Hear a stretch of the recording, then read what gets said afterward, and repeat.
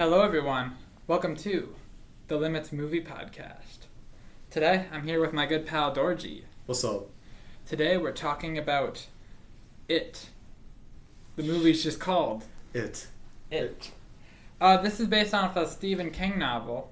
I believe so. Yeah, he was a famous horror novel writer, I believe. Yeah, he's just a famous novel writer in general. Like everyone's heard about Stephen King, I think. But Okay. So what is your history with the movie? You want to know my history? Yes. Absolutely shitty. Cause I remember in 7th grade I used to watch it, and I used to close my eyes for all the gory scenes. Let's say. Mm-hmm. Like I remember when Pennywise, he dragged that kid's name. What was the kid's name? Georgie. He bit his arm off, and dragged him into the sewers. Not gonna lie, I was kind of scared in that part. And that's the opening too. Huh? That's the opening too. Really? Yeah. Wait. That was the intro, right? That was the intro is the kid gets dragged into the sewer. And then his older brother's name. What was his name? Billy. Not gonna lie, kind of a trash older brother. Well, So I never thought my history isn't gonna be that interesting because I just watched it recently. Yeah. To do this, and I've heard about the movie before. I knew that the book was super big. Oh and yeah. For the movie, they split so they had a movie in the 90s. It was like a TV movie. Okay. It was probably about 3 to 4 hours long. It had both of them in it.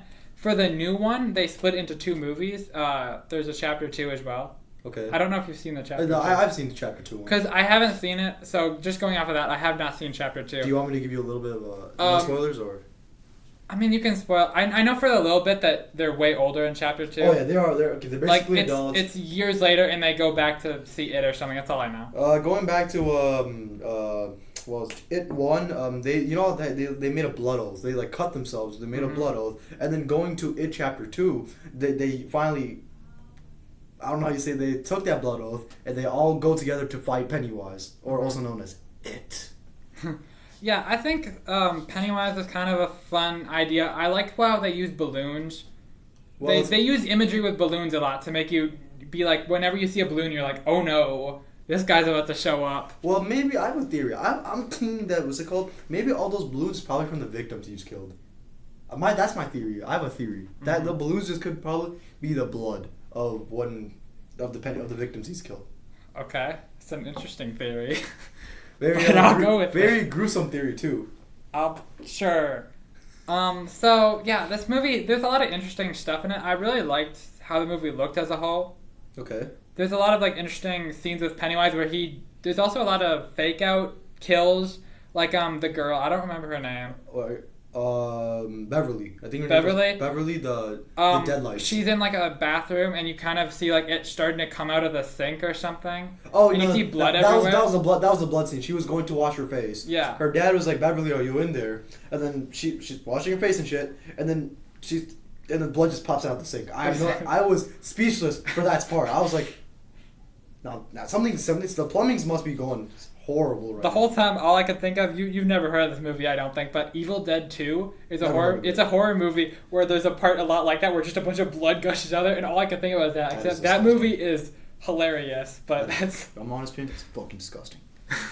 That movie makes it hilarious. This one doesn't make it as funny, but if you've seen Evil Dead 2, I've never seen Evil Dead. I know. Watch Evil Dead 2 sometime. One of my personal favorite horror movies. But I'm not really a horror movie fanatic, but I guess I can give it a try. The point that you picked it, so what can I say? This is the movie you picked for the podcast. What can I say? Yeah, the story, it's clearly a first half of another story, at least by the ending. But it kind of still resolves itself in a way where it can be one story. I think that's the interesting thing about this movie. You could watch it on its own. Well, I'm sorry? This movie resolves itself in a way where it's not just like a part 1 of... It's a part 1 of 2. Part 1 and 2. But it's not like Lord of the Rings, where if you watch part 1 and you end it there, you're like, what's the point of this? You can watch it 1 and never watch it 2, and it's still a satisfying enough story. It has an open ending. It's like it keeps the watchers, the viewers thinking what's gonna happen next in the next chapter. That's what I'm trying to say. I think this movie ends with they go into a place. It's a well. The warehouse. It was some shed. It was like an old abandoned shed the loser club, I believe that's their gang, that's what it's called. They go there and they want to fight him. They had to fight their personal fears. Mm-hmm. What was his name? Eddie. He has this. He has like a. I forgot. I forgot about Eddie. There's Beverly. Beverly's something about blood and hair. That's the best I can remember. Ben was the what was his name? Henry. I think his name was Henry. The dude with the knife, the switchblade, and his gang. I think he fears that. Yeah. What else? Richie. What does Richie feel? I forgot.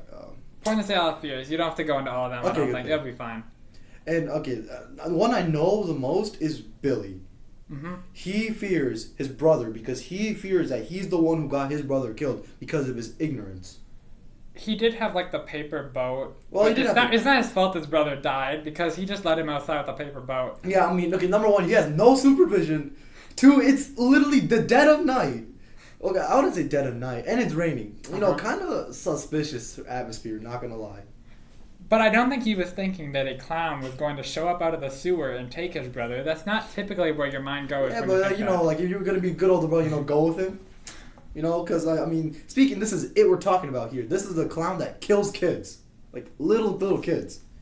Like he's still out here. There's a history of him doing this years before it's revealed eventually. Really? I think so. Right? I think it's like a backstory. There's like a book. I think it was like Pennywise. And it shows like he wasn't actually a clown to begin with. He was actually a person. It sucks that I watched this back to back with Sinister because they have like the same thing where previous years they go do this and then it eventually goes to some might be confusing it with Sinister, but I have no idea what Sinister is. But I had to do that podcast with someone next week. So gotcha. All right, what next? Oh yeah. Going back to the well, the well scene, like where Pennywise like starts to like die, like fade away. I was wondering, is he gonna come back? And then apparently, somewhere in the movie, I learned that he comes back every 27 years to feed off children's fears. And how Pennywise kills someone is if the victim fears Pennywise or their said fears long enough, Pennywise can go for the kill. Mm-hmm. Because apparently, I read this somewhere in like a video, is like fear salts the meat. Don't ask me how. That was a terrible analogy. Yeah, that is. I think that's an interesting way to make him seem different than other killers, as well as proving why he's only going for kids. Because they don't fear. Because adults, they have their brains are more developed. Like, they know not to fear for like stupid things. Exactly. They'll be like, "What the hell is this clown doing here?" A kid, they would be scared for their life. See, me personally, if I was a kid and I saw Pennywise, I would be crying. I would be bawling my eyes out. And you would be dead. Not the way I want to put it, but sure. Because he would kill you. Yeah, well, if you fear him. Yeah, well, you gotta learn not to fear him. Exactly, and that's how they end up kind of beating him in the end. At least helps him out. Let me ask you a question. If you were in the It movie, what would be your biggest fear? I guess the clown. I don't know what you mean. No, because the clown has to exploit your said fear to actually for him to kill you. Mm. So what would you fear if it wasn't the clown? Because if you were a kid, you don't even know the clown exists. Yeah, I really don't know. This is a weird question. Do you mean specifically in context of the movie? I mean, it is in the movie. There's the gang. They're scary. Menacing.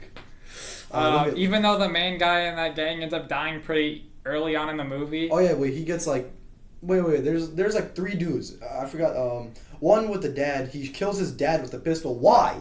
And then apparently he tries to act all manly and shit by taking his dad's pistol because his dad's a cop. Yeah. It's like practicing, like target practicing. Then the dad comes out of the house and says that's enough to make a grown man become like a little bitch or something. You realize he kills his dad, and the girl also Beverly? Yeah. She also hurts her dad too. It's like everyone is out for their parents in this movie. Really? No, because I'm pretty sure that now that I think about it, I'm not sure if this is just a theory or something, but I feel like the adults, they don't see Pennywise because they don't fear anything. Mm-hmm. Then Pennywise can't use that said fear to exploit them. Yeah, because they didn't see the blood.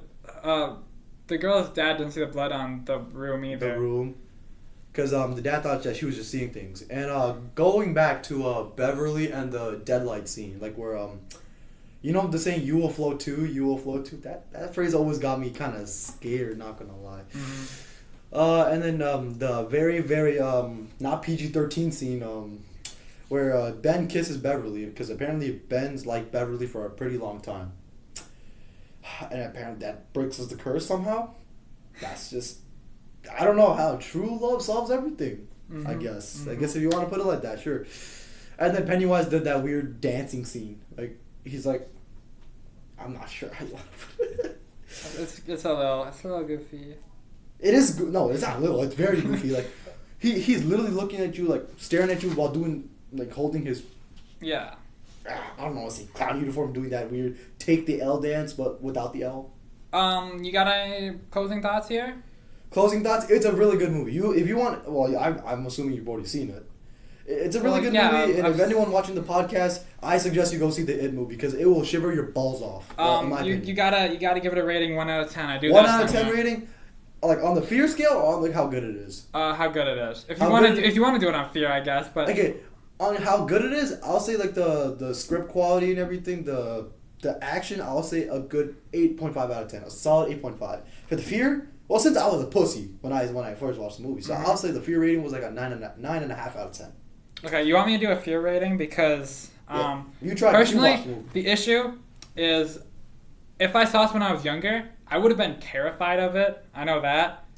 But the issue is I've seen a lot of horror movies, so I didn't personally get that scared by it. It has a few things that are a little like, okay, this is a little bit scary, I think, but I wouldn't say it's that scary to me.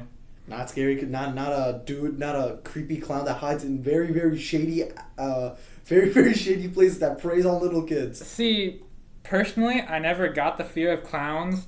Here, I see if it's like a killer clown, I get that, but just like in general, people who are scared of clowns, I never got. Okay, isn't like a fear for that, like the fear of clowns? Yeah, that's an actual thing I know. I know it's an actual thing, but like I never got why people I don't actually fear clowns in life. What I do fear though, my biggest fear is heights.